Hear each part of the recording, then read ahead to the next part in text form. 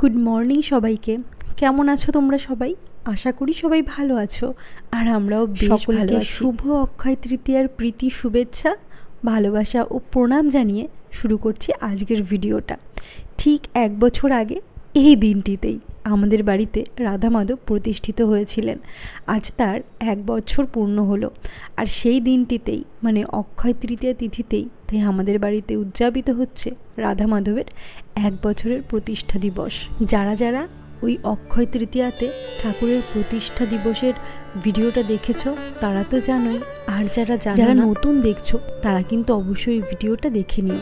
1 বছর হলো আমাদের বাড়িতে ওই যে রাধা মাধব প্রতিষ্ঠিত হয়েছেন, আর আজ হচ্ছে তাদেরই জন্মতিথি মানে প্রতিষ্ঠা দিবস। তো আগের বছর অক্ষয় তৃতীয়াতে এই দিনটা যেভাবে পালন হয়েছিল এবারও মোটামুটি সেভাবেই পালিত হবে, তবে নিয়ম কানুন বা পূজা অর্চনার দিক থেকে একটুখানি আলাদা ছিল আজকের দিনটা। এই যেমন ধরো আগের বছর তো খুব সকাল থেকেই ঠাকুরকে অভিষেক করানো, ঠাকুরকে পোশাক পরিবর্তন করা, সাজানোর একটা বিশেষ তাড়া ছিল, সব ভার ছিল আমার উপরে, আমরা দুজন মিলে করেছিলাম। আর আজকের দিনটিতে সেসব কিছুই ছিল না, কেননা আমাদের গুরুদেব বলেছিলেন যে ঠাকুরের প্রতিষ্ঠা তো হয়ে গিয়েছে, তার জন্য আজ আর নতুন করে বস্ত্র পরানোর কোনো দরকার নেই, সেটা আমরা আগে থেকেও পরিয়ে নিতে পারি। যার জন্য আজকের দিনটির আগেই আমরা ঠাকুরকে নতুন করে পোশাক পরিবর্তন করিয়েছিলাম। যারা দেখেছো তারা তো জানোই, এই পোশাক দুটো কিন্তু আমরা বড়বাজার থেকে এনেছিলাম। যখন রাধা মাধবের বিগ্রহ আনি ওখান থেকে ঠিক তখনই এনেছিলাম।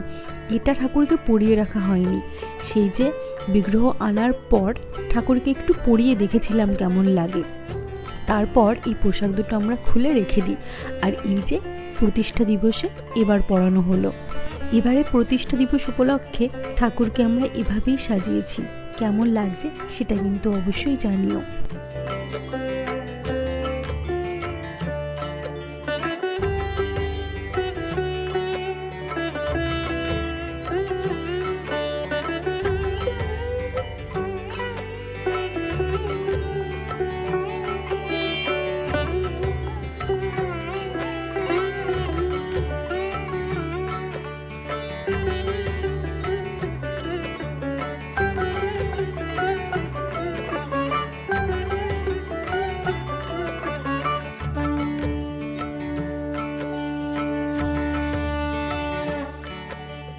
এখন সকাল ওই 9টা মতো বাজে, আর আমাদের গুরুদেব কালই চলে এসেছেন। তিনি আগের দিনই চলে আসেন, কেননা পুজোর সব জোগাড় যন্ত্র সব কিছু তিনি নিজে হাতে করেন, আর তার সঙ্গে যে যে আসে তারাও খুব হেল্প করে। এমনকি কী কী পদ রান্না হবে, ঠাকুরকে কী কী ভোগ দেওয়া হবে, সেগুলো সব গোসাই দাদার সঙ্গে যারা আসেন তারাই আগের দিন রাত্রেবেলাতে সব কিছু একদম গুছিয়ে রেখে দেয়, আর পরদিন শুধু রান্না করা হয়। এদিকে রাধা মাধবকে সকালে পুজো দেবার জন্য ফল কাটা হচ্ছিল, সমস্ত কিছু গোছগাছ করা হচ্ছিল, আর ওদিকে নিচে কিন্তু অলরেডি গান বাজনা শুরু হয়ে গিয়েছিল। লোকজন অল্প অল্প করে আসা শুরু করছিল, আর গান বাজনা কিন্তু আরও সকাল থেকেই শুরু হয়ে গিয়েছিল। আর এদিকটাতেই করা হয়েছিল আমাদের রান্নার জায়গা।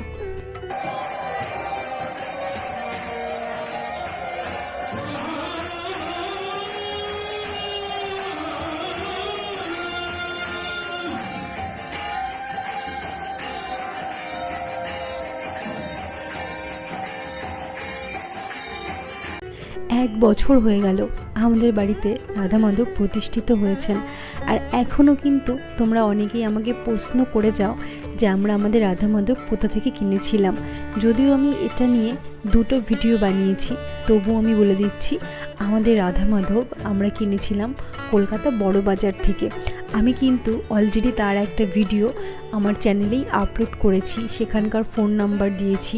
সেখানে ছাড়াও তোমরা অন্যান্য দোকান থেকেও কিন্তু কিনে নিতে পারো, তার ডিটেলস কিন্তু পুরো আমার একটা ভিডিওতে দেওয়া আছে, তোমরা কিন্তু চাইলে দেখে নিতে পারো। উপরে হচ্ছে ঠাকুরকে পুজো দেওয়ার জন্য সব জোগাড় যন্ত্র, আর এদিকে হচ্ছে গান বাজনা, আর ওদিকে হচ্ছে ঠাকুরকে কি কি ভোগ দেওয়া হবে সেসব রান্না বান্না। বাড়িটা একদম হই হই করছে। আগের বার আমাকে অনেকেই বলেছিলে যে ভোগ আরতির ভিডিওটা আর একটু বেশি দিতে পারতে, যার জন্য আমি কিন্তু এবারের ভোগ আরতির ভিডিওটা একটু বেশিক্ষণই রাখলাম। যাদের ভালো লাগবে তারা কিন্তু অবশ্যই দেখো। সকালের পুজো শেষ করে সব কিছু ওখান থেকে তুলে নেওয়া হলো, মানে ঠাকুরের প্রসাদ বা ভোগগুলো সব তুলে নেওয়া হলো। তারপর ওই জায়গাটা মুছেই ওখানটাতে গামছা পেতে দেওয়া হয়েছিল ঠাকুরের সমস্ত ভোগ নিবেদন, মানে অন্নভোগ নিবেদনের কথা বলছি। এরপর ঠাকুরকে অন্নভোগ দেওয়ার পর খানিকক্ষণ দরজা বন্ধ করে রাখা হয়েছিল। তারপর ওই যে সামনে পর্দাটা ছিল ওটা লাগানো হলো, ওটা টানিয়ে এবার হচ্ছে ভোগ আরতি।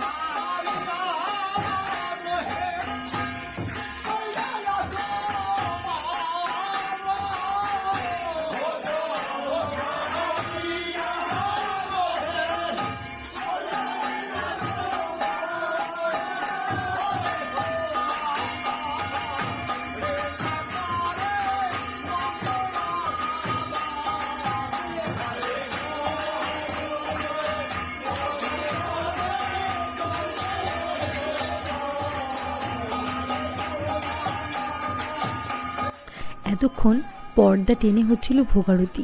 এবার ঠাকুরের পর্দাটা সরিয়ে দিয়ে করা হবে আরতি। প্রদীপ, ধূপকাঠি এক এক করে সব কিছু দিয়ে ঠাকুরকে আরতি করা হবে। আমি অনেকটা দূরে যেহেতু দাঁড়িয়ে আছি তাই ভালোভাবে হয়তো তোমাদের আরতিটা দেখাতে পারবো না, তবে একটুখানি লক্ষ্য করলে তোমরা দেখতে পাবে। ওই দেখো পর্দাটা সরে গিয়েছে আর ভেতরে পঞ্চপ্রদীপ, ঘিয়ের প্রদীপ সব কিছু দিয়ে কিন্তু এক এক করে আরতি হচ্ছে।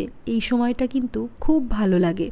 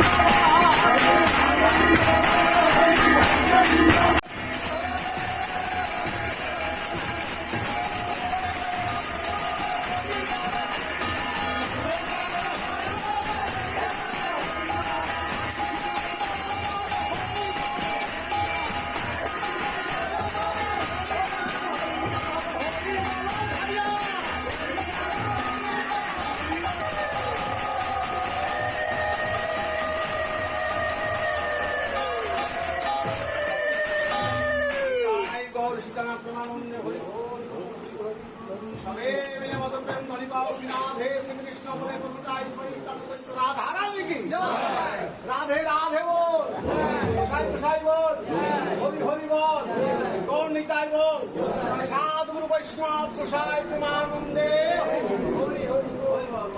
हे कृष्ण करुणा सिंधु दीनबंधु जगतपति गोपेश गोपिकाकांत राधा कृष्ण मोहन वांछा कल्पतरु वैष्णवा सिंधु देवता भक्तानां पावन भये श्री वैष्णव देव ভালো সাধু গুরু বৈষ্ণব।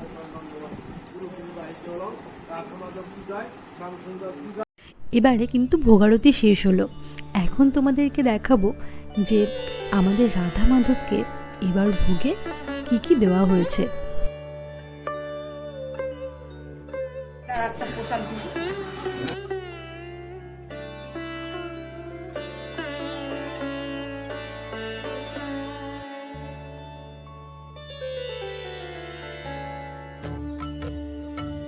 ঠাকুরের ভোগের থালা দুটো এবার যেমনি সুন্দর করে সাজানো হয়েছিল তেমনই সুন্দর হয়েছিল আমাদের সমস্ত ভোগের রান্নাগুলো।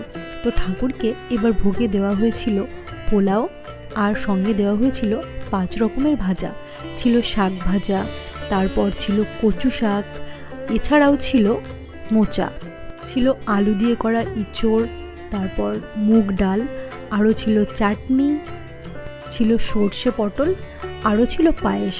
তাছাড়াও ছিল লুচি, মিষ্টি, দই, এগুলো তো ছিলই।